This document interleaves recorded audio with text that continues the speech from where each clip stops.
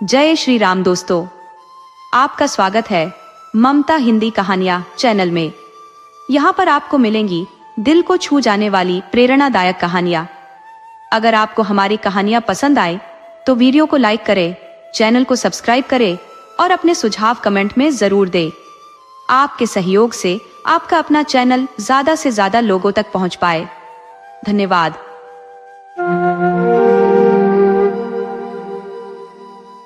एक गांव में एक अत्यंत संपन्न किसान निवास करता था। किसान का स्वभाव न केवल उदार और सत्यनिष्ठ था, बल्कि वह अथक परिश्रम का पर्याय भी था। प्रतिदिन वह अपने खेतों की ओर प्रस्थान करता और संपूर्ण दिवस परिश्रम में रत रहता। उसकी कृषि भूमि विशाल थी, जहां उसके सेवक भी कार्यरत थे। किसान अपने सेवकों के साथ अद्भुत सद्भावना और स्नेहपूर्ण व्यवहार करता था। जब भी उनके जीवन में कोई कठिनाई आती, वह उनके साथ खड़ा रहता। यही कारण था कि सेवक ही नहीं बल्कि समूचा गांव उसका आदर करता था। किसान न केवल गुणवान था बल्कि न्यायप्रिय भी था। गांव में जब भी किसी विवाद के निपटारे हेतु पंचायत आयोजित होती, सभी किसान को सरपंच के रूप में चुनते।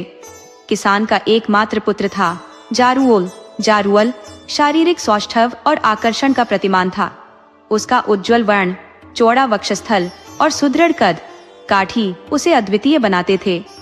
20 वर्षीय जारुअल की छवि पर गांव की प्रत्येक युवती मुग्ध थी।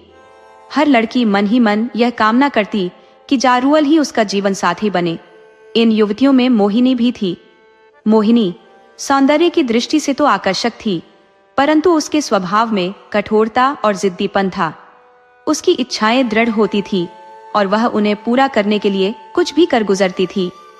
मोहिनी वर्षों से जारुअल को अपने वश में करने की चेष्टा कर रही थी, किंतु जारुअल का स्वभाव निष्ठुर था। उसने मोहिनी की ओर कभी दृष्टि भी नहीं डाली।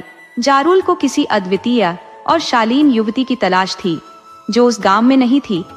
उसे यह विश्वास था कि एक दिन वह अपनी कल्पनाओं की रानी से अवश्य मिलेगा। मोहिनी जारुअल के प्रति दीवानी थी और उसे पाने के लिए कोई भी सीमा लांघने को तत्पर थी।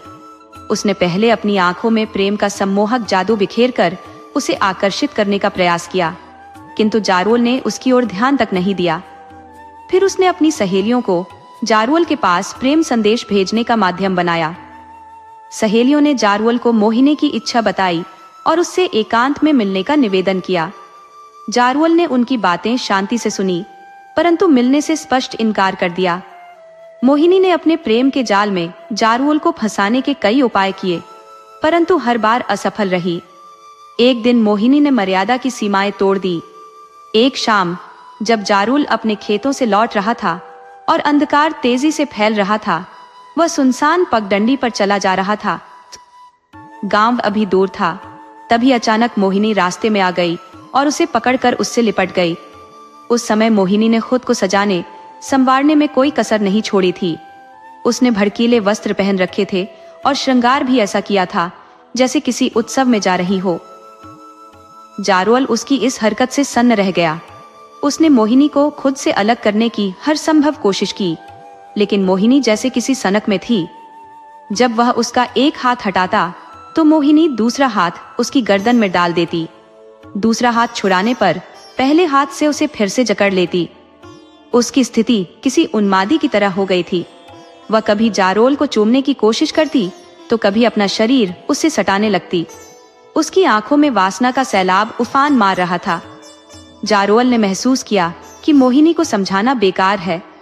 उसने अपने पूरे जोर से उसे खुद से अलग किया और गुस्से में उसे दूर धकेल दिया। जारुअल के धक्के से मोहिनी दूर गिर पड़ी। इस अपमान को मोहिनी सहन नहीं कर पाई। उसने वहीं बदला लेने का फैसला कर लिया। उसने अपने कपड़े फाड़ डाले, बाल बिखेर लिए और जोर जोर से चिल्लाने लगी। उसकी आवाज में झूठे आरोपों का तूफान था। वह चिल्लाकर जारुअल पर अपनी इज्जत लूटने का इल्जाम लगाने लगी। मोहिनी की चीख पुकार सुनकर कुछ राहगीर वहां जमा हो गए।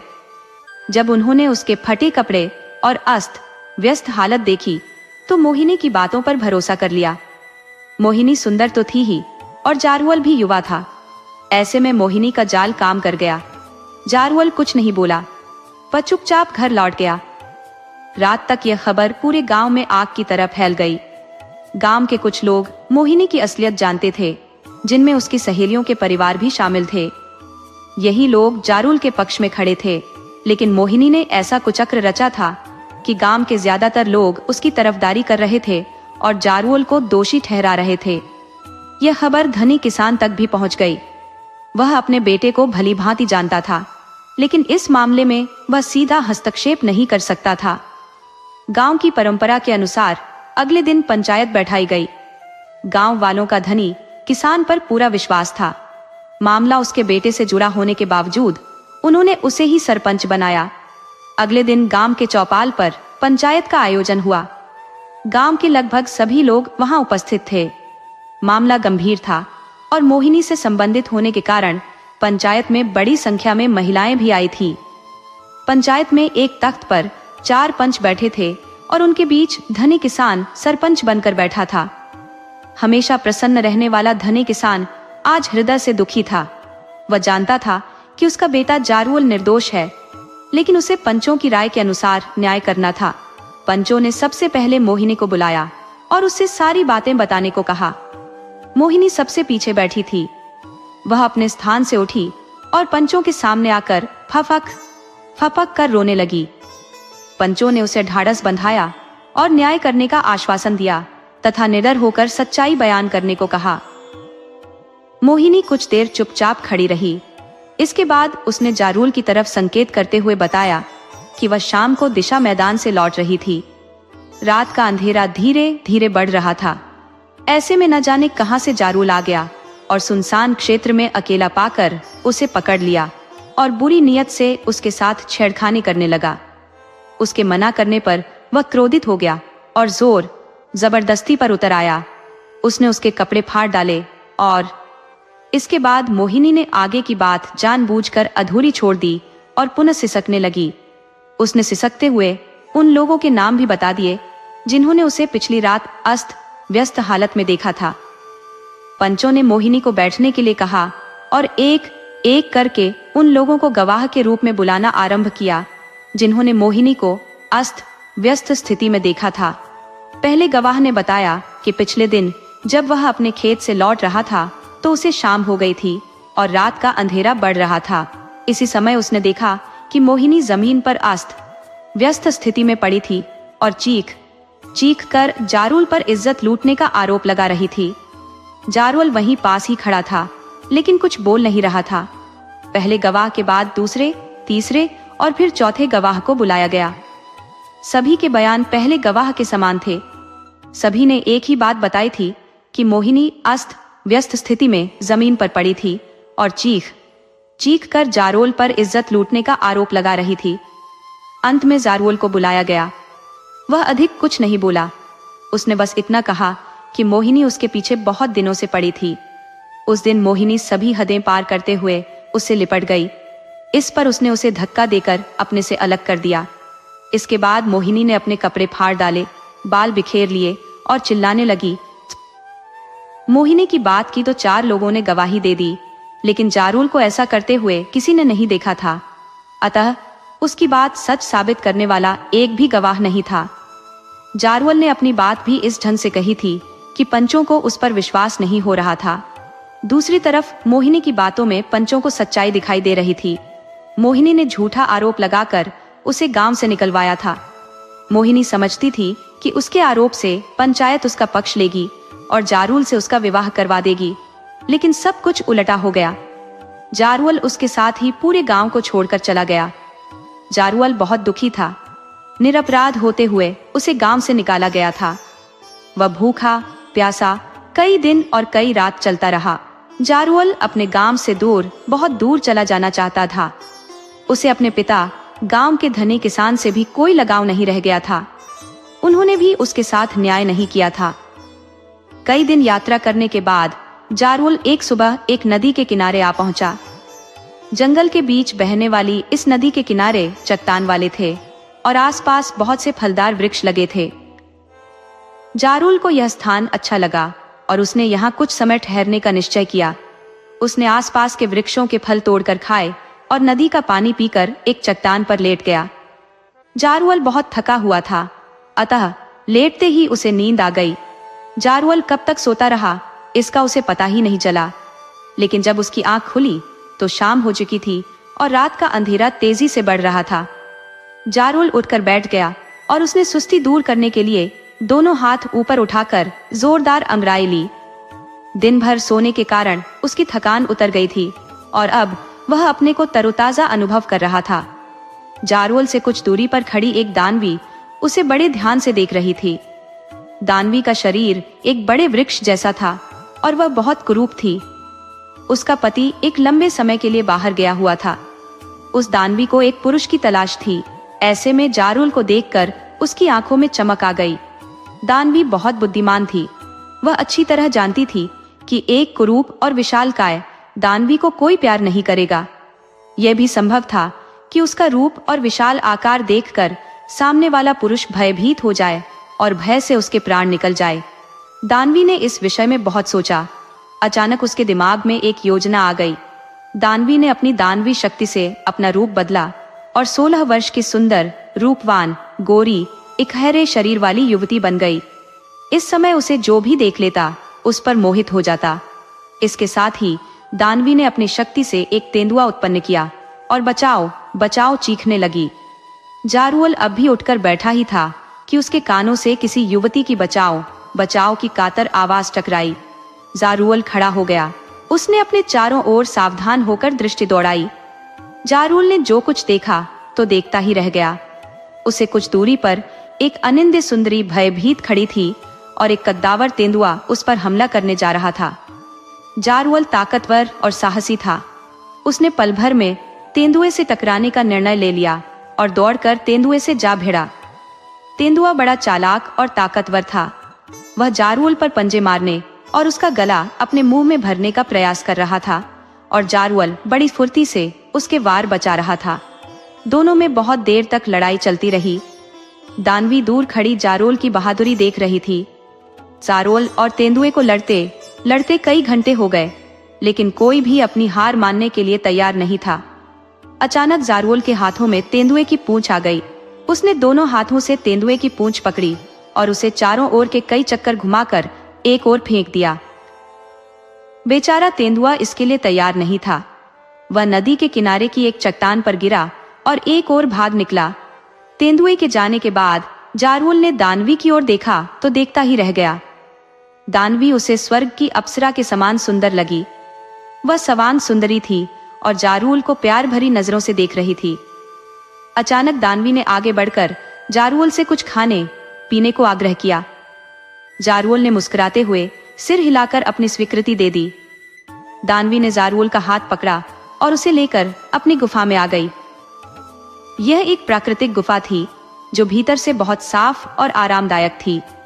दानवी ने जारुल को पत्थर की शिला पर बैठाया और पत्ते पर रखकर अनेक स्वादिष्ट व्यंजन ले आई। जारुल को यह सब बहुत अच्छा लगा, किंतु उसने इस बात पर ध्यान नहीं दिया कि इस जंगली गुफा में इतने शानदार स्वादिष्ट व्यंजन कहां से आए। वास्तव में ये व्यंजन दानवी ने अपनी दानव शक्ति से मंगाए थे।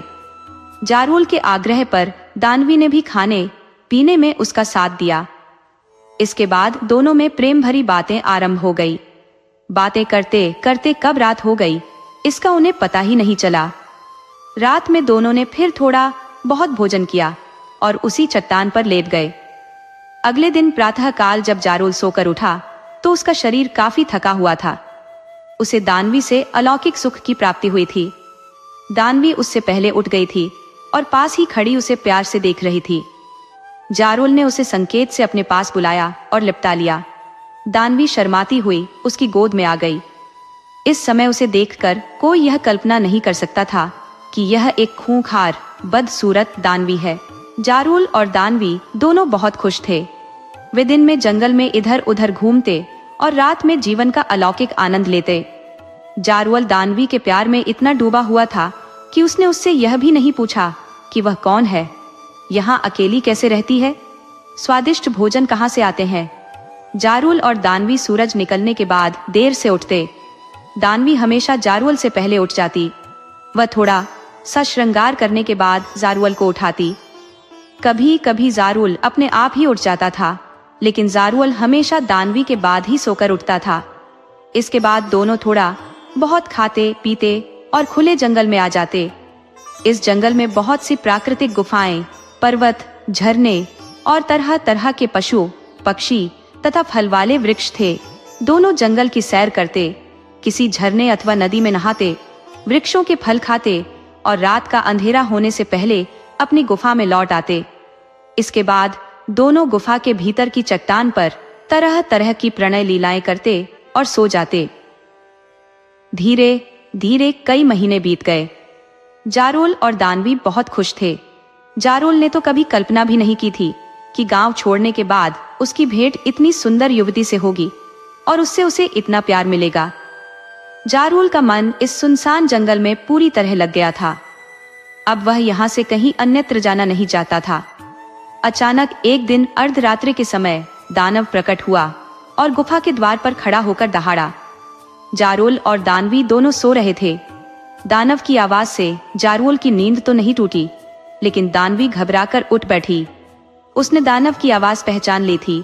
खतरा सिर पर था। दानव कभी भी गुफा के भीतर आ सकता था। ऐसी स्थिति में जारुल की मौत निश्चित थी। दानवी अपने दानव को अच्छी तरह जानती थी। वह किसी भी कीमत पर मानव को जिंदा नहीं छोड़ता था, और फिर अपनी दानवी के साथ जीवन का सुख लूटने वाले को तो जीवित छोड़ने का प्रश्न ही नहीं उठता था। दानवी ने पल भर में ही सब कुछ तय कर लिया। उसने अपनी दानवी शक्ति से पुनः विशाल शरीर धारण किया।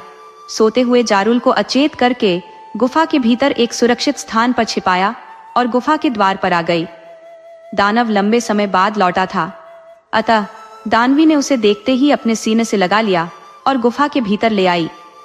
दानवी पूरी तरह सामान्य लग रही थी, अतः दानव ने उस पर किसी प्रकार का शक नहीं किया और उससे थोड़ी बहुत छेड़खानी करने के बाद सो गया।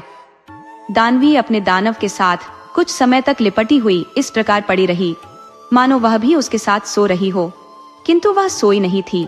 जैसे ही दानव के गहरी नींद के खर्राटे बजने लगे, दानवी उठी और जारुल के पास पहुंच गई।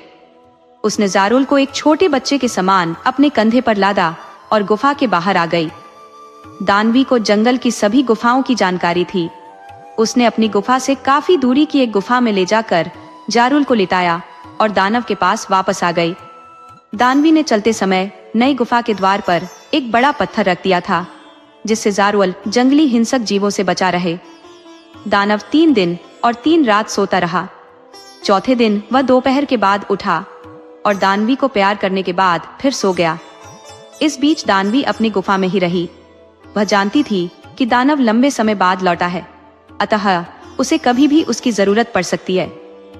दानव चौथे दिन अर्धरात्रि के बाद पुनः उठा और दानवी को प्यार करने के बाद गुफा से बाहर निकला और जंगल में खो गया।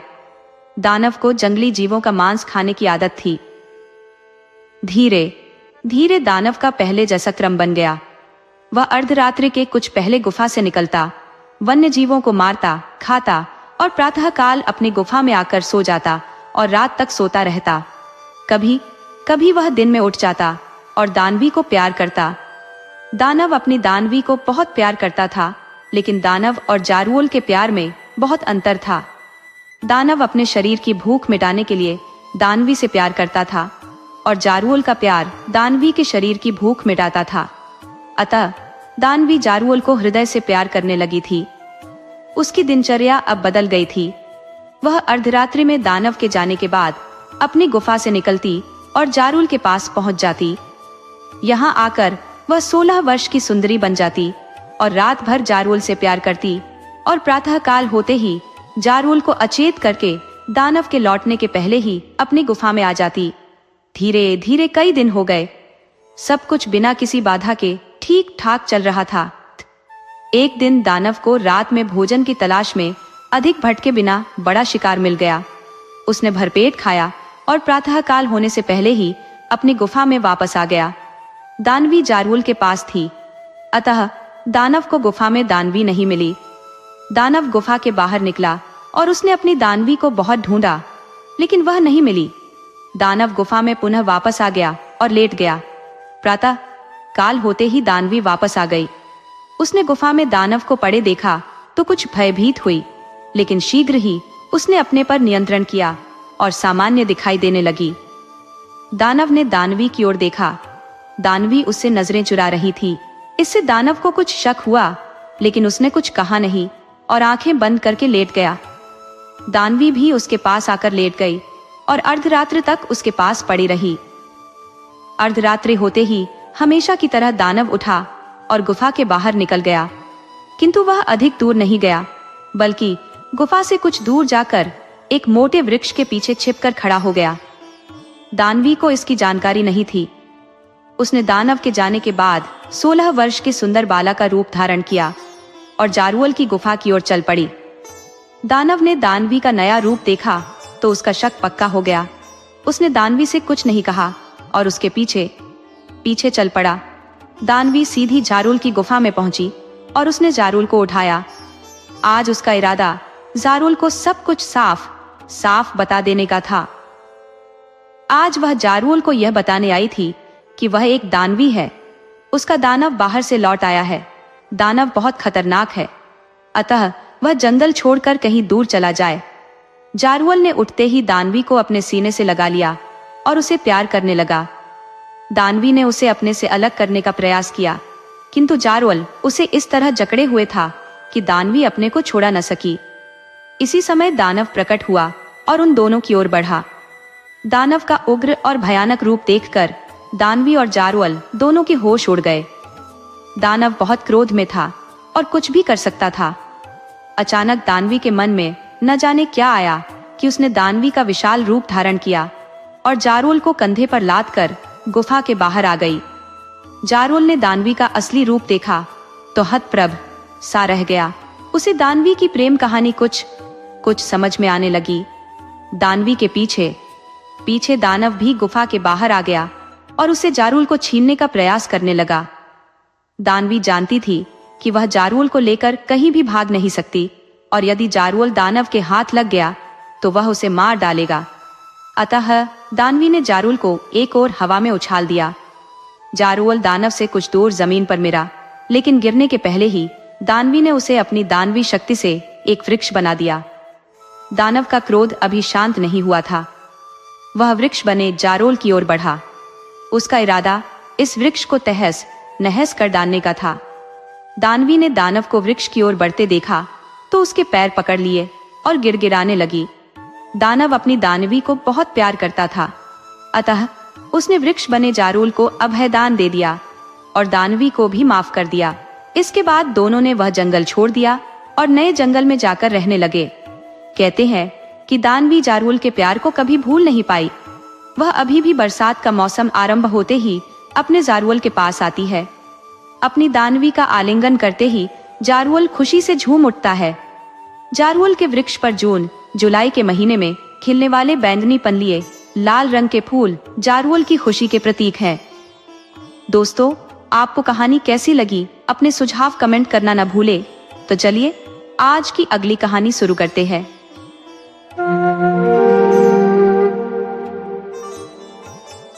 एक राजा की 2 पत्नियां थी, एक बड़ी रानी और दूसरी छोटी रानी। घर में बड़ी रानी का ही वर्चस्व था। छोटी रानी को अनदेखा और अपमानित किया जाता था। यहाँ तक कि राजा भी छोटी रानी के प्रति उदासीनता का रवैया अपनाए हुए थे। छोटी रानी का जीवन विषम परिस्थितियों में बीत रहा था। छोटी रानी के 2 पुत्र थे, शीत और बसंत। राजा अपने इन पुत्रों की भी उपेक्षा करते थे। बच्चों को न तो पौष्टिक आहार मिलता, न ही ढंग के वस्त्र।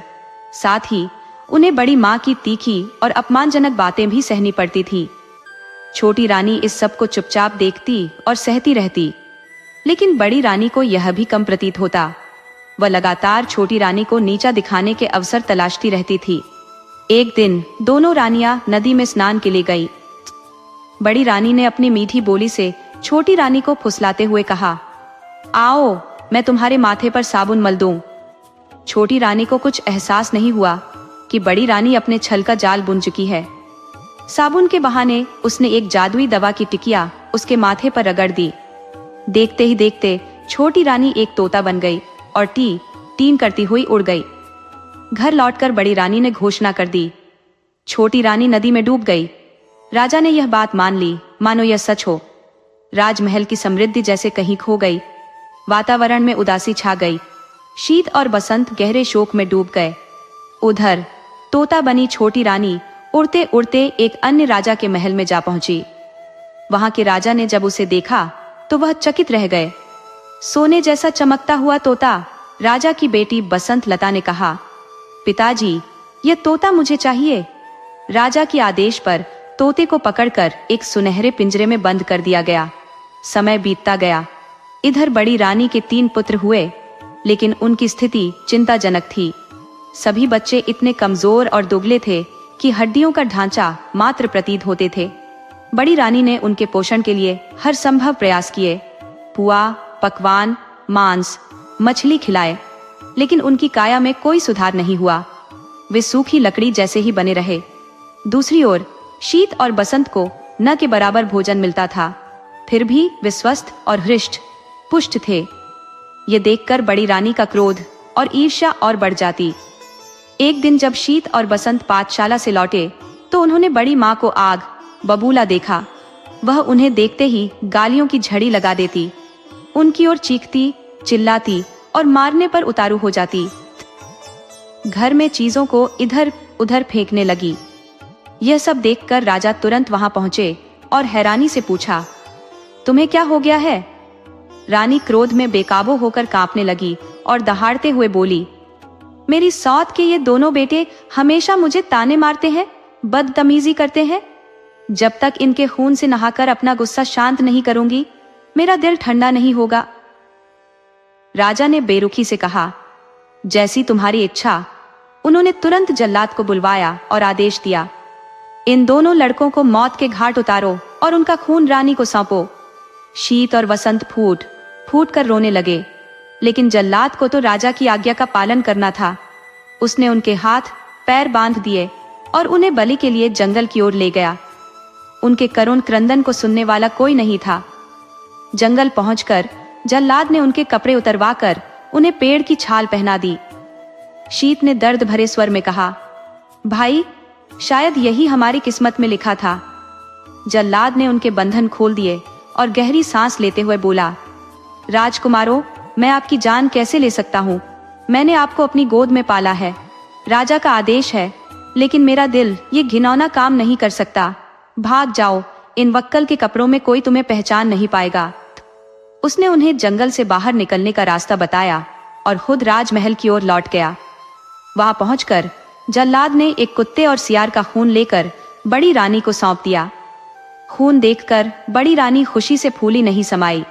उसने उस खून से स्नान किया और अपनी खुशी में अपने बच्चों को तरह तरह के व्यंजन खिलाए। उधर शीत और वसंत जंगल के घने रास्तों में भटकते रहे। चलते चलते थककर वे एक पेड़ के नीचे बैठ गए।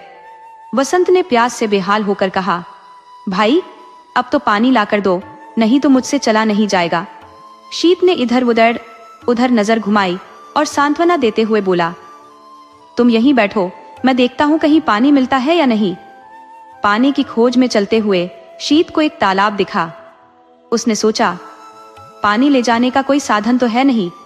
अगर चादर को भिगोकर ले जाऊं तो शायद वसंत की प्यास बुझा सकूं। यह सोचकर उसने चादर को पानी में डुबो दिया।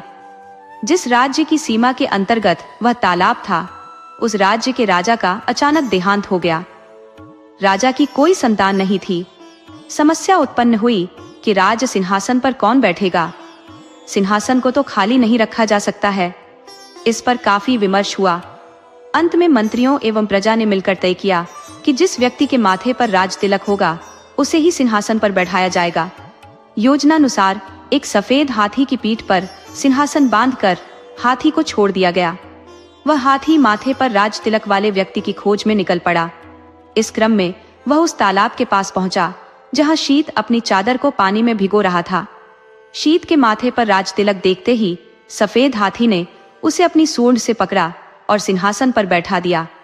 शीत बसंत बसंत पुकारने लगा, पर सब बेकार। सफेद हाथी शीत को लेकर तेजी से नगर की ओर चल पड़ा। इधर बसंत पेड़ के नीचे बैठा भाई के आने का इंतजार कर रहा था। बहुत देर तक जब उसका भाई नहीं आया तो डर के मारे वह रोने लगा। रोते रोते सारा दिन बीत गया। रात है तो रोकर वह वहीं सो गया। दूसरे दिन सुबह एक सन्यासी उधर से गुजरा। बसंत को उस हाल में देखकर उसे बड़ी दया आई। उसने उसे गोद में उठा लिया और जंगल में बनी अपनी कुटिया में ले गया। उधर सफेद हाथी शीत को लेकर उस राज्य की प्रजा के समक्ष उपस्थित हुआ। सभी ने नए राजा का स्वागत किया। शीत को राज सिंहासन पर बिठाया गया और उसे राज तिलक लगाया गया। शीत को कुछ समझ में नहीं आ रहा था कि हो क्या रहा है। उसे राह रहकर अपने भाई बसंत की बहुत याद आ रही थी। समय बीतने लगा। शीत ने परिस्थिति से समझौता कर लिया। वह कुशलता पूर्वक राज काज संभालने लगा। अब उसे किसी भी चीज का अभाव नहीं था। उधर बसंत जंगल में सन्यासी की कुटिया में अपने दिन बिता रहा था। वह रोज हवन के लिए जंगल से लकड़ियां चुनकर लाता, पूजा के लिए फूल तोड़कर लाता और जंगल के कंद मूल खाकर अपना पेट भरता था। कभी कभी वह सन्यासी के पास बैठकर शास्त्रों एवं वेदों का ज्ञान भी प्राप्त करता। शीत और बसंत के पिता पर दैवीय आपदा आई। उनका सारा राज्य नष्ट हो गया। राजा सब कुछ छोड़ छाड़कर अज्ञातवास को चले गए। बड़ी रानी की दशा भी अत्यंत दयनीय हो गई थी। भिक्षा मांगकर जीवन निर्वाह करने की नौबत आ गई, परंतु उसके फटे चिथड़े गंदे कपड़ों को देखकर लोग भी उसे दुत्कार देते। एक दिन दुखी होकर बड़ी रानी अपने तीनों पुत्रों के साथ समुद्र के किनारे खड़ी थी। अचानक समुद्र की लहरों में तीनों पुत्र बह गए। रानी ने अपने पुत्रों को बचाने की बहुत कोशिश की, पर सब बेकार। दुखी होकर वह भी समुद्र में कूद पड़ी। उधर राजा की बेटी बसंतलता अब बड़ी हो गई थी। अपनी रूपवती कन्या के लिए राजा योग्य वर की तलाश कर रहे थे, पर वैसा वर उन्हें मिल नहीं रहा था। तब रानी से परामर्श कर उन्होंने स्वयंवर का आयोजन किया। स्वयंवर सभा में अनेक राज्यों के राजपुत्र उपस्थित हुए। राजा ने घोषणा की कि सारे राजपुत्र अपने आसन पर बैठेंगे और बसंतलता हाथ में माला लेकर सभी के सामने से गुजरेगी। जो राजकुमार उसे पसंद आएगा उसी के गले में वह वरमाला डालेगी। इधर बसंतलता ने स्वयंवर के लिए श्रृंगार करना आरंभ किया। बालों का जूड़ा बनाया, आंखों में काजल लगाया, पांव में आलता लगाया। फिर तोता बनी रानी से पूछा, और मुझे क्या चाहिए? तोते ने कहा, मैं अगर तुम्हारी जगह होती तो पांवों में सोने की पायल पहनती। इससे रुनझुन की बहुत मधुर आवाज आती है। बसंतलता ने सोने की पायल पहन ली। फिर पूछा, बोलो और क्या चाहिए मुझे? तोते ने कहा, अगर मैं तुम्हारी जगह होती तो सोने की जरी वाली साड़ी पहनती। तोते की बात सुन बसंतलता ने सोने की जरी वाली साड़ी पहनी। फिर तोते ने कहा, अब तुम हीरे का हार पहन लो, बहुत सुंदर लगोगी। बसंतलता ने हीरे का हार पहन लिया। फिर पूछा, अब? तोते ने कहा, नाक में मोती की लौंग, कानों में जड़ाऊ कर्णफूल और मान में हीरे का टीका पहनने से ही नारी का श्रृंगार पूरा होता है। बसंतलता ने सारी चीजें पहन ली। तब तोते ने कहा, सब तो हुआ, पर गजमुक्ता न होने से श्रृंगार तो पूरा होगा ही नहीं। तुम्हारे पास तो गजमुक्ता है ही नहीं। अगर स्वयंवर में आए हुए राजकुमारों में से कोई गजमुक्ता ला दे तो समझना वही तुम्हारे योग्य वर है। यह सुनकर बसंतलता ने सारे साज श्रृंगार उतार दिए और घोषणा करवा दी कि जो राजकुमार उसके लिए गजमुक्ता लाएगा उसी से वह विवाह करेगी। घोषणा सुनते ही सारे राजकुमार गजमुक्ता की खोज में निकल पड़े।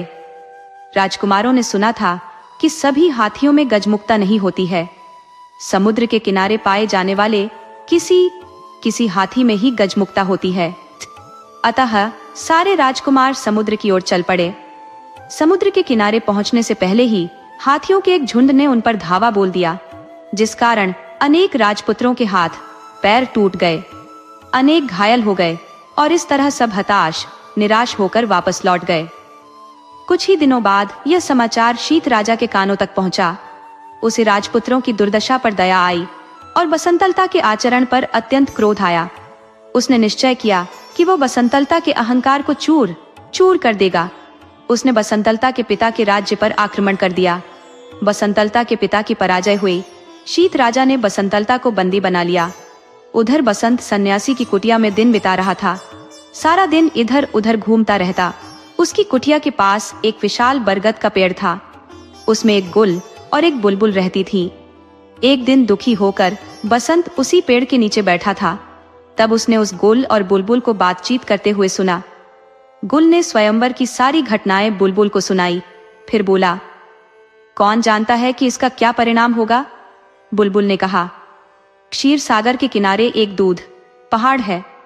दूध पहाड़ से क्षीर सागर में दूध गिरता है। उस क्षीर सागर में एक स्वर्ण कमल खिला हुआ है।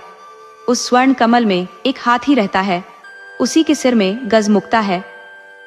गुल ने पूछा, लेकिन वहां पहुंचेगा कौन? बुलबुल ने कहा, कोई साहसी राजपुत्र ही वहां पहुंच पाएगा।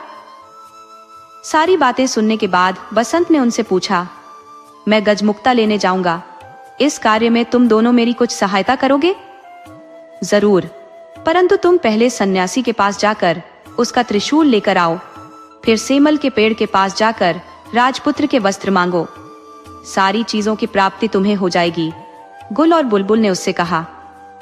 बसंत ने सन्यासी से त्रिशूल लिया, सेमल के पेड़ से राजवस्त्र प्राप्त किए और उन्हें पहनकर समुद्र की ओर चल पड़ा। क्षीर सागर पहुंचकर उसने देखा कि स्वर्ण कमल के बीच दूध की तरह सफेद एक हाथी के सिर पर गजमुक्ता है। गजमुक्ता की रोशनी से चारों ओर उजाला फैला हुआ है। बसंत उस सफेद हाथी की पीठ पर कूदा। जैसे ही उसने सफेद हाथी के सिर पर त्रिशूल को रखा, वैसे ही सागर, स्वर्ण कमल, सफेद हाथी सब गायब हो गए। वहां केवल एक कमल का फूल खिला हुआ था और उसके अंदर गजमुक्ता की माला थी। मनुष्य की आवाज में कमल के फूल ने पूछा, निश्चय ही तुम राजपुत्र हो? कौन सा राज्य है तुम्हारा? बसंत ने कहा, मैं राजपुत्र नहीं हूं, एक सन्यासी के साथ जंगल में रहता हूं। ठीक है, तुम गजमुक्ता को अपने सिर पर और मुझे अपने हृदय में रखो। बसंतलता के साथ तुम्हारा ही विवाह होगा और तुम्हारा जीवन सुख से बीतेगा। बसंत क्षीर सागर के बालू पर चलता हुआ वापस लौटने लगा। तभी उसे कुछ आवाजें सुनाई पड़ी। हम लोगों को भी साथ ले चलो भाई। वह भौचक्का होकर चारों ओर देखने लगा। उसे आस पास कोई भी नहीं दिखा। वह आगे बढ़ा तो फिर वैसी ही आवाजें आई। उसने गौर से बालू को देखा तो उसे लगा कि उसके पैर के पास बालू के अंदर से आवाजें आ रही हैं। उसने त्रिशूल से वहां का बालू हटाया तो देखा कि वहां 3 सोने की मछलियां थीं। वह उन्हें अपने साथ लेकर चल पड़ा। इधर शीत राजा शिकार खेलने निकला था। एक दिन सारा दिन भटकने के बाद भी उसके हाथ एक भी शिकार न लगा। थककर वह एक पेड़ के नीचे बैठ गया। अचानक उसे याद आया कि वह अपने भाई बसंत को इसी पेड़ के नीचे छोड़कर पानी लाने गया था और फिर एक हाथी उसे एक राज्य में ले गया था। फिर वह कभी इस जगह लौट कर नहीं आ सका था। बसंत का क्या हुआ? वह कहाँ गया होगा? क्या वह जीवित होगा? यह सोचकर वह रो पड़ा। अपने राजभवन में लौटने के बाद भी वह केवल बसंत के बारे में सोचता रहता। बसंत गजमुक्ता लेकर बसंतलता के राज्य में गया तो वहां उसे पता चला कि शीत राजा बसंतलता को बंदी बनाकर अपने राज्य में ले गया है। बसंत सीधा शीत राजा के राजभवन में पहुंचा। राजा के अंगरक्षकों को 3 सोने की मछलियां देकर कहा, अपने राजा से कहो कि बसंतलता को छोड़ दे। लेकिन शीत राजा तो अपने भाई के शोक में डूबा अपने कमरे का दरवाजा बंद कर अंदर बैठा हुआ था। राजा की आज्ञा की प्रतीक्षा में बसंत 7 दिनों तक हाथ में त्रिशूल लिए, सिर पर गजमुक्ता रखे राजमहल के सामने बैठा रहा। 8वें दिन शीत राजा थोड़े सामान्य हुए तो दासियां सोने की मछलियों को काटने बैठी। लेकिन आश्चर्य, मछलियां बोल उठी, हमें न काटो, हम राजा के भाई हैं। अंगरक्षकों ने जब शीत राजा को बसंत की बात बताई तो वे स्वयं राजभवन से बाहर आए। वहां अपने भाई बसंत को देखा तो दौड़कर उसे अपने गले लगा लिया। तभी वे दासियां उन बोलने वाली सोने की मछलियों को लेकर राजा के पास पहुंची। लेकिन आश्चर्य, शीत राजा के हाथ लगाते ही तीनों मछलियां 3 मनुष्यों में बदल गई। उन्हें देखते ही वे पहचान गए। वे बड़ी रानी के पुत्र थे, शीत बसंत के सौतेले भाई। शीत बसंत ने बड़ी रानी और राजा के दुर्भाग्य की सारी बातें उनसे सुनी। उनकी आंखों से आंसू बहने लगे। 5 भाई आनंद पूर्वक राजभवन में रहने लगे। शीत राजा अपने भाई बसंत के विवाह की तैयारियां करने लगा। उसने बसंतलता के पिता के पास समाचार भेजा कि उन्हें मुक्त किया जा रहा है। पिंजरे के तोते ने बसंतलता को खुशखबरी दी, गजमुक्ता लेकर राजपुत्र आ गया है। बाव, बसंतलता बोली, जानती हूँ। उसी समय एक दासी दौड़ती हुई आई और उसने प्रसन्नता पूर्वक कहा कि गजमुक्ता लाने वाले राजपुत्र राजा शीत के ही भाई है। बसंतलता बहुत खुश हुई। उसने तय किया कि वह अपने प्रिय तोते को आज अपने हाथों से स्नान कराएगी। उसने कपिला गाय के दूध में कच्ची हल्दी को पीसकर दूध में मिलाया और उससे तोते को स्नान कराने लगी। इस क्रम में बसंतलता के हाथ से तोते के माथे की दवाई पुछ गई। देखते तोता एक सुंदर नारी बन गया। बसंतलता ने आश्चर्य से पूछा, तुम कौन हो, परी या देवी? वह बोली, मैं राजरानी हूँ। शीत और बसंत मेरे ही बेटे हैं। उसके बाद उसने अपने साथ घड़ी सारी बातों को उसे बता दिया। अगले दिन बसंतलता के साथ बसंत का विवाह धूमधाम से संपन्न हुआ। विदा के समय बसंतलता ने अपने पिता से कहा, मैं पालकी में अकेली ही जाऊंगी। पिता ने पूछा, ये क्या बात हुई? बसंतलता बोली, मैंने प्रण लिया है कि सुबह प्रार्थना के समय अकेली रहूंगी। पिता बोले, ठीक है, जैसा तुम चाहती हो वही होगा। सभी से विदा लेकर बसंतलता सुंदर पालकी में बैठ गई। उसने चुपके से छोटी रानी को अपनी पालकी में बैठा लिया। बसंत भी अपनी पालकी में बैठ गया। शीत राजा के महल के पास जब पालकी रुकी, तब उससे बसंतलता के अलावा एक अपूर्व सुंदरी नारी भी उतरी। सब उसे आश्चर्यचकित होकर देख रहे थे। उसने पालकी से उतरते ही पूछा, कहाँ है मेरे शीत? बसंत, मेरे पास आओ। माँ की पुकार सुनकर शीत, बसंत दौड़कर आए और उससे लिपट गए। बड़ी रानी के तीनों पुत्र भी दौड़कर वहां पहुंच गए। इस सुखद समाचार को सुनकर थोड़े दिनों बाद राजा भी लौट आए। इस प्रकार छोटी रानी के दुखों का अंत हुआ। सभी के दिन सुखपूर्वक बीतने लगे। दोस्तों, आपको कहानी कैसी लगी? अपने सुझाव कमेंट करना न भूले। तो चलिए आज की अगली कहानी शुरू करते हैं।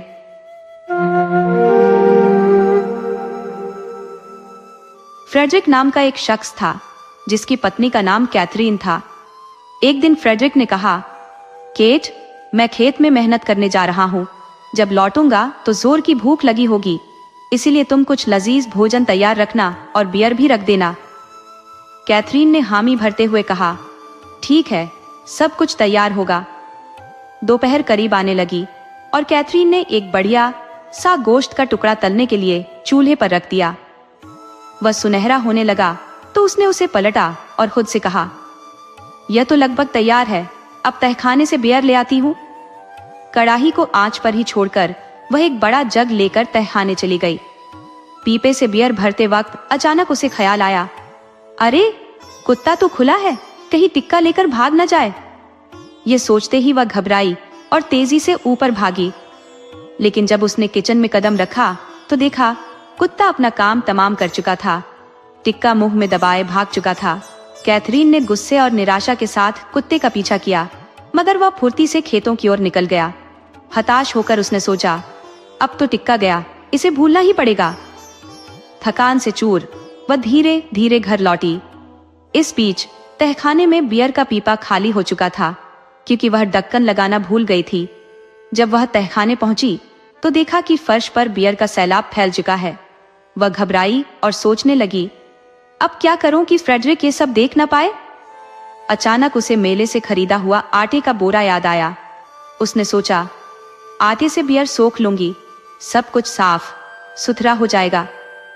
वह आटा लेकर आई, लेकिन गलती से बोरा बियर के जग के ऊपर रख दिया, जिससे बची खुची बियर भी जमीन पर फैल गई। कैथरीन मायूस होकर बड़बड़ाई, एक मुसीबत जाती नहीं कि दूसरी आ जाती है। फिर उसने पूरा आटा जमीन पर फैला दिया और खुद को चतुर समझते हुए संतोष से भर गई। दोपहर में फ्रेडरिक जब घर लौटा तो उसने जोर से आवाज लगाई, केट, क्या पकाया है? कैथरीन ने झिंझकते हुए कहा, अरे फ्रेडरिक, मैंने तो गोश्त का टिक्का बनाया था, पर जब बियर लेने गई तब कुत्ता उसे लेकर चंपत हो गया। मैं कुत्ते के पीछे दौड़ती रही, लेकिन उसी बीच तहखाने में बियर का पूरा पीपा खाली हो गया।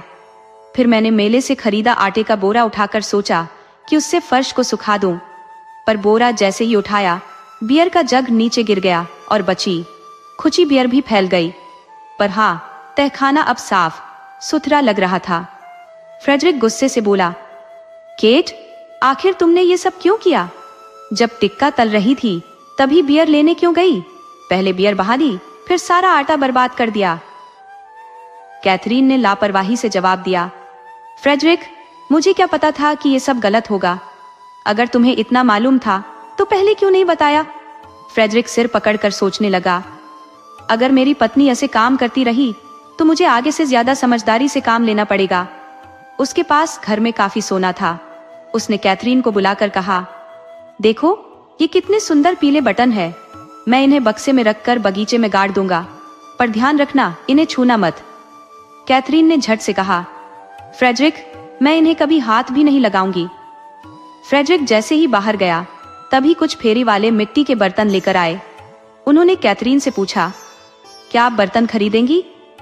कैथरीन बोली, खरीदना तो चाहती हूँ, पर मेरे पास पैसे नहीं है। अगर पीले बटन आपके काम आ सकते हैं तो सौदा कर सकती हूँ। फेरी वाले चौकन्ने होकर बोले, पीले बटन हमें दिखाओ। कैथरीन ने चालाकी से कहा, बगीचे में जहां मैं बताऊं वहां खोदो, मुझे खुद खोदने की हिम्मत नहीं है। वे शातिर लोग बगीचे में गए, मिट्टी खोदी और जब देखा कि वे बटन असल में सोना है तो सब निकाल लिया और बदले में ढेर सारे मिट्टी के बर्तन छोड़ गए। कैथरीन उन बर्तनों को बड़े चाव से घर भर में सजाने लगी। जब फ्रेडरिक लौटा तो घर का हाल देखकर आग बबूला हो गया। उसने चिल्लाकर पूछा, ये सब क्या है? कैथरीन ने मासूमियत से जवाब दिया, मैंने ये सब तुम्हारे पीले बटनों से खरीदा, पर मैंने उन्हें नहीं छुआ। फेरी वाले खुद जाकर खोद लाए। फ्रेडरिक सिर पकड़कर बोला, तुम्हें पता भी है वे पीले बटन असल में मेरा सारा सोना थे। तुम ऐसे काम क्यों करती हो? कैथरीन ने सीधे जवाब दिया, मुझे क्या पता था कि इससे नुकसान होगा। अगर इतना जरूरी था तो पहले ही समझा देना चाहिए था। कुछ देर बाद कैथरीन ने सोचा और फ्रेडरिक से बोली, सुनो, अगर हम उन चोरों के पीछे जाए तो शायद अपना सोना वापस पा सके। फ्रेडरिक बोला, ठीक है, कोशिश करते हैं, पर साथ में मक्खन, पनीर वगैरह भी रख लेना, रास्ते में खाने के काम आएगा। कैथरीन ने हामी भरी और दोनों निकल पड़े, पर फ्रेडरिक तेज कदमों से चल रहा था, जबकि उसकी पत्नी पीछे रह गई। वह सोचने लगी, कोई बात नहीं, अच्छा ही है। जब हम लौटेंगे तो मैं घर के पास होंगी, इसलिए कम चलना पड़ेगा। धीरे धीरे वह पहाड़ की चोटी पर पहुंच गई। पहाड़ के एक तरफ एक पतली सी पगडंडी थी, जो इतनी पतली थी कि वहां से निकलने वाली गाड़ियों के पहिए पेड़ के तने से रगड़ते हुए जाते थे। वह बोली, देखो जरा, बेचारे पेड़ कैसे घायल हो गए हैं, पता नहीं कभी ठीक होंगे भी या नहीं। उसने तरस खाकर उन पर मक्खन लगा दिया, जिससे उन्हें उतनी तकलीफ न हो। जब वह यह दया का काम कर रही थी तभी टोकरी से पनीर का एक टुकड़ा बाहर गिर गया। कैथरीन ने ढूंढा, पर जब नहीं मिला तो वह बोली, मैं दूसरे टुकड़े को तुम्हें ढूंढने के लिए भेजती हूँ, क्योंकि उसकी टांगें मुझसे पतली है। और उसने दूसरे टुकड़े को भी लुढ़का दिया। वह पहाड़ी से लुढ़कता हुआ नीचे कहाँ गया किसी को पता नहीं चला, पर वह यही कहती रही कि उसे लगता है कि दोनों टुकड़े रास्ता जानते हैं, इसलिए उसके पीछे पीछे आ जाएंगे। वह उनकी इंतजार में सारा दिन वहां नहीं रुक सकती थी। आखिर वह फ्रेडरिक के पास पहुंच गई। पत्नी को देखते ही उसने कुछ खाने के लिए मांगा। केट ने सूखी डबल रोटी दे दी। ये पूछने पर कि मक्खन, पनीर कहाँ है, उसने जवाब दिया कि मक्खन मैंने गाड़ियों के पहियों से घायल पेड़ों पर लगा दिया। पनीर का एक टुकड़ा भाग गया था तो दूसरे को मैंने उसे ढूंढने भेज दिया। लगता है दोनों कहीं साथ होंगे। उसका पति बोला, तुम ऐसी बेवकूफी की बातें क्यों करती हो? पत्नी ने जवाब दिया, ऐसा क्यों कह रहे हो? क्या तुमने मुझे ऐसा न करने को कहा था? खैर, दोनों ने मिलकर सूखी डबल रोटी खाई। फिर पति बोला, केट, उम्मीद है कि तुम आते वक्त दरवाजे पर ताला लगा आई थी। उसने जवाब दिया, नहीं, तुमने मुझसे कहा ही नहीं था। नियरे, फ्रेडरिक ने कहा, तुम आगे जाने से पहले घर लौटो और दरवाजा बंद करके आओ। साथ में कुछ खाने के लिए भी ले आना। कैथरीन ने वही किया जो पति ने कहा था। जाते वक्त रास्ते में सोचती रही कि फ्रेडरिक कुछ खाने के लिए मांग रहे थे, पर मुझे लगता है उन्हें मक्खन, पनीर वगैरह का ज्यादा शौक नहीं है, बल्कि कई बार मैंने उन्हें मेवा और सिरका खाते पीते देखा है। मैं वहीं ले जाऊंगी। घर पहुंचकर उसने पीछे के दरवाजे की चिटकनी लगाई और बाहर के दरवाजे के कब्जे निकाल लिए। क्योंकि उसने सोचा कि फ्रेडरिक ने दरवाजे का ताला लगाने को कहा था, पर अगर इसे साथ ही ले जाऊं तो सबसे ज्यादा सुरक्षित रहेगा। ये सब करते करते उसे काफी देर हो गई। पति के पास पहुंचते ही वह चिल्लाकर बोली, देखो मैं दरवाजा ही साथ ले आई, अब तुम जितना चाहो ध्यान रख सकते हो। फ्रेडरिक बोला, हे भगवान, मेरी पत्नी कितनी होशियार है। अरे मैंने तुम्हें घर बंद करने के लिए भेजा और तुम दरवाजा ही उतार लाई, जिससे जो चाहे अंदर जाना आना कर सके। खैर, जब लेकर आई हो तो तुम ही इसे उठाओ। वह जवाब में बोली, ठीक है, दरवाजा तो मैं उठा लूंगी, पर साथ में मेवा और सिरका नहीं उठाऊंगी, नहीं तो वजन बढ़ जाएगा। हाँ, इन्हें दरवाजे के साथ बांध देती हूँ। फ्रेडरिक ने कोई ऐतराज नहीं किया और वे चोरों को ढूंढने के लिए जंगल में चले गए, पर उन्हें वे नहीं मिले। जब अंधेरा होने लगा तब रात बिताने के लिए वे एक पेड़ पर चढ़ गए। वे अभी चढ़े ही थे कि वे बदमाश आ गए जिन्हें ये ढूंढ रहे थे। वे लोग सचमुच बड़े दुष्ट थे और चीज के खोने से पहले उसे ढूंढ निकालते थे। वे थके हुए थे सो पेड़ के नीचे आकर बैठ गए। इसी पेड़ पर ऊपर पति पत्नी थे। बदमाशों ने आग जलाई। फ्रेडरिक दूसरी तरफ से उतरा और कुछ पत्थर बटोर कर वापस ऊपर आ गया। वे उन पत्थरों को चोरों के सिर पर फेंकते रहे, पर चोर बोले कि सुबह होने वाली है, इसलिए हवा से सेब गिर रहे हैं। कंधे पर दरवाजा रखे कैथरीन धकने लगी, पर उसे लगा कि वजन शायद मेवा का है। वह धीरे से बोली, फ्रेडरिक, मुझे मेवा फेंकनी पड़ेगी। पति ने कहा, नहीं, अभी नहीं, उन्हें हमारे बारे में पता चल जाएगा। मैं कुछ नहीं कर सकती, इन्हें फेंकना ही होगा। अगर फेंकना ही है तो जल्दी से फेंको। डालियों में से होती हुई मेवा नीचे गिरने लगी। चोर बोले, ओले गिर रहे हैं। थोड़ी देर बाद कैथरीन को लगा दरवाजा अब भी भारी है। उसने पति से फुसफुसाकर कहा, मुझे सिरका भी फेंकना पड़ेगा। वह बोला, नहीं, हम पकड़े जाएंगे। वह कहने लगी, क्या करूं, फेंकना ही पड़ेगा, और गिरा दिया। चोर कहने लगे, ओह, कितनी ओस पड़ रही है। अब जाकर कैथरीन के दिमाग में आया कि यह तो दरवाजा ही भारी है। उसने पति से कहा, मुझे दरवाजा फेंकना पड़ेगा। वह खुशामद करता रहा, ऐसा मत करो, उन्हें हमारे बारे में पता चल जाएगा। पर उसने दरवाजा छोड़ दिया और वह जाकर चोरों पर जा गिरा। उनकी समझ में नहीं आया कि यह क्या हुआ। वे सारा सोना छोड़कर जितनी तेजी से भाग सकते थे भागे। जब फ्रेडरिक और कैथरीन पेड़ पर से नीचे उतरे तो उन्हें अपना सारा सोना मिल गया। दोस्तों, आपको कहानी कैसी लगी अपने सुझाव कमेंट करना न भूले। तो चलिए आज की अगली कहानी शुरू करते हैं।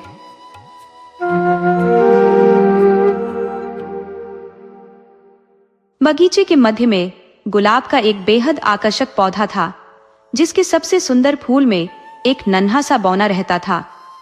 वह इतना छोटा था कि उसे आम इंसानी आंखों से देख पाना नामुमकिन था। हर एक पत्ती को वह अपने सोने का ठिकाना बना लेता था।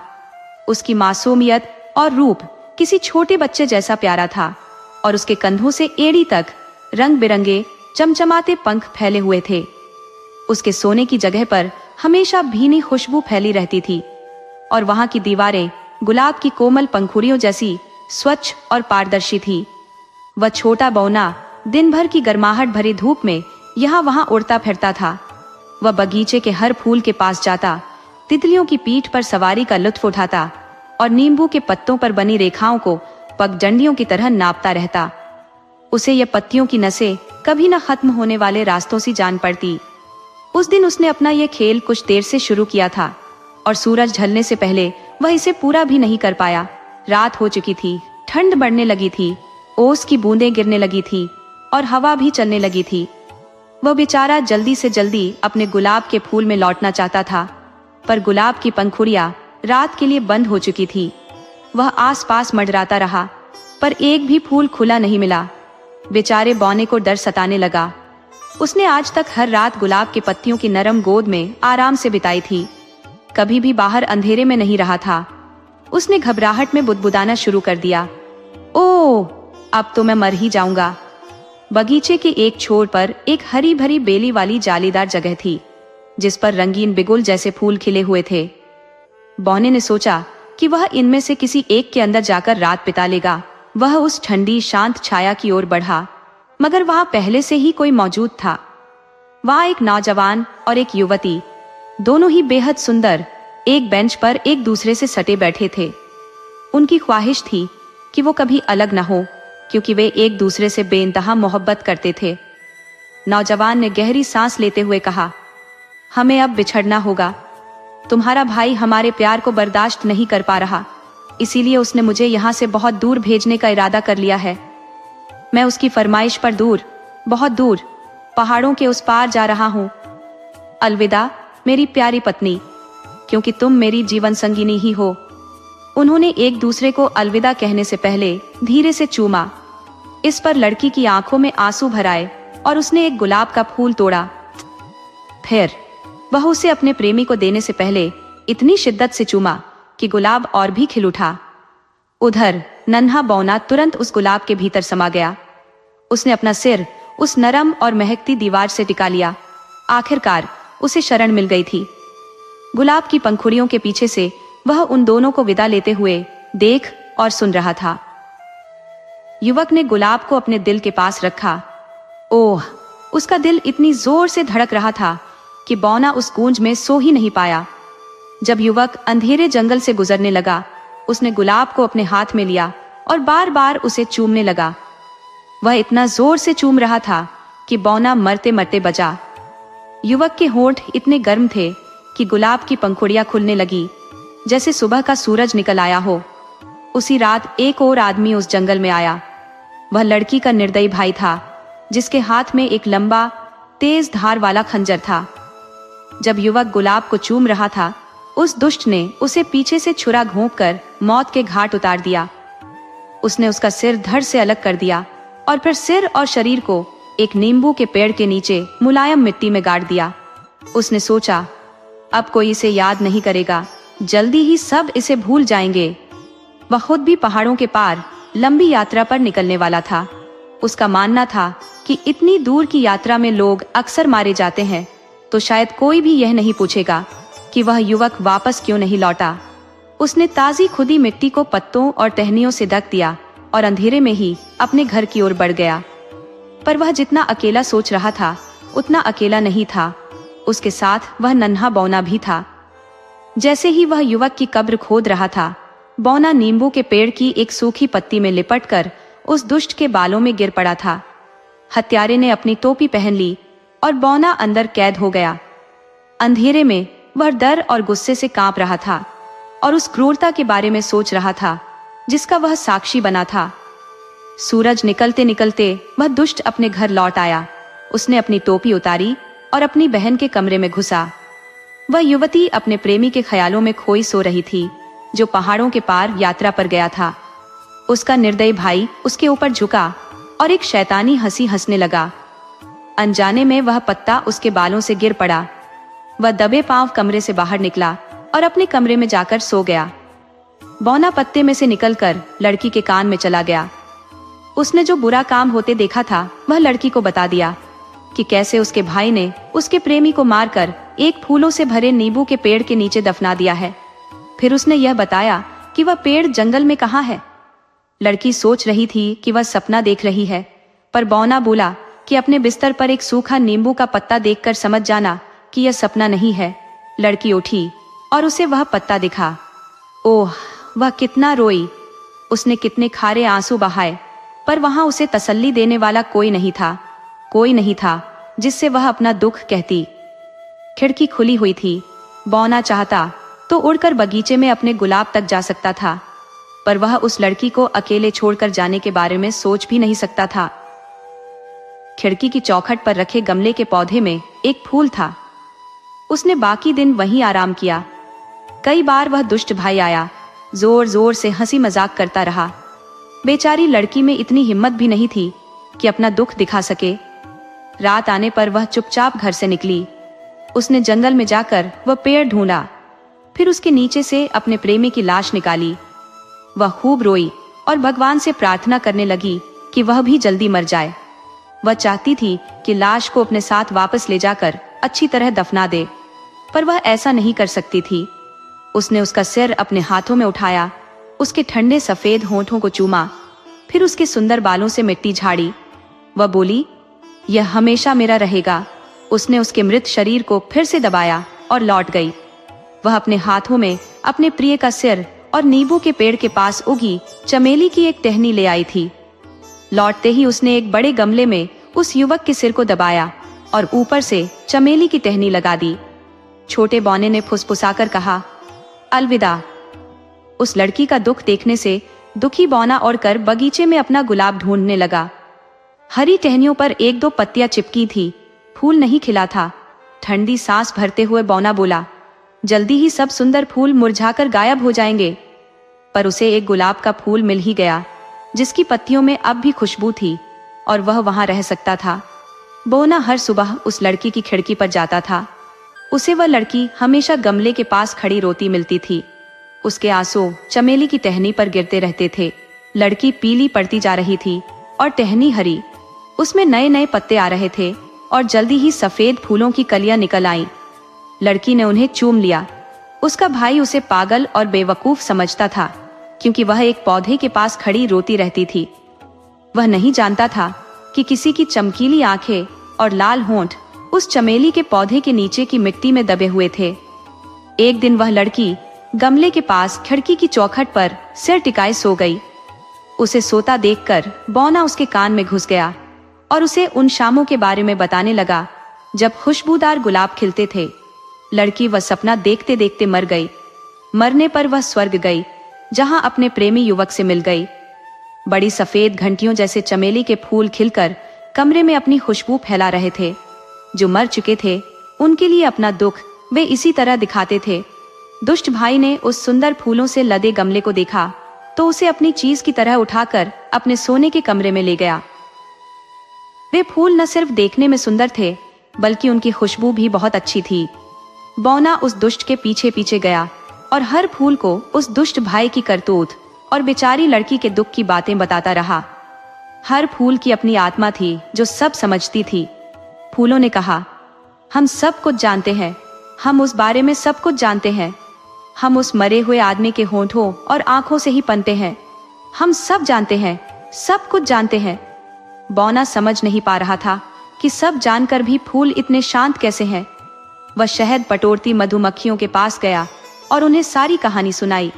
उन्होंने वह कहानी अपनी रानी को सुनाई। उसने यह तय किया कि अगली सुबह वे दोषी को मार देंगी। उस लड़की के मरने के बाद की पहली रात को जब भाई सो रहा था तो फूलों की डाल खिल उठी।